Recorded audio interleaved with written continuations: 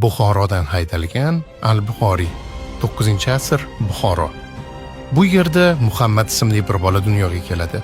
U bolaligida bir muddat ko'r bo'lib qolgan. Onasi juda ko'p duo qilardi. Bir kecha tushida Ibrohim alayhissalomni ko'rdi.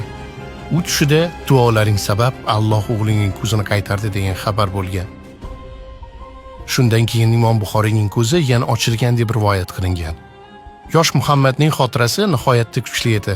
16 yoshga yetganda esa yuzlab hadislarni yoddan ayta oladi. Yillar davomida u bir shahardan boshqasiga safar qilib keldi.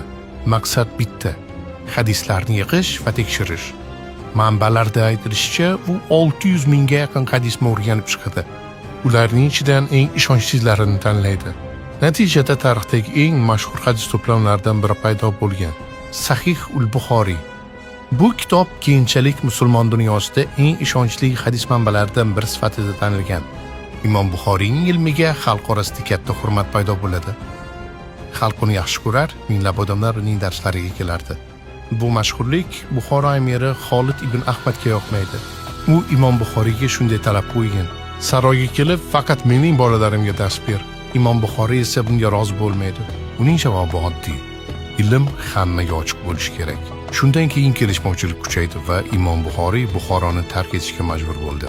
U vatani tomon qaytmaydi. 870-yilda Samarqandga juda yaqin bo'lgan Xartang qishlog'ida vafot etadi. Shundan keyin aynan shu qishloqda dafn etiladi. Xalq orasida shunday hikoya bor: Imom Buxoriy vafotidan so'ng bu voqeani eshitgan xalifa amirni lavozimidan olgan. Hatto u surgunda og'ir ahvolda yirtqich hayvonlarga yem bo'lgan deyiladi. Imom Buxoriy hadis ilmining buyuk ustasi. Uning Sahih ul-Buxoriy asari islom olamida Qur'ondan keyingi eng ishonchli manba hisoblanadi.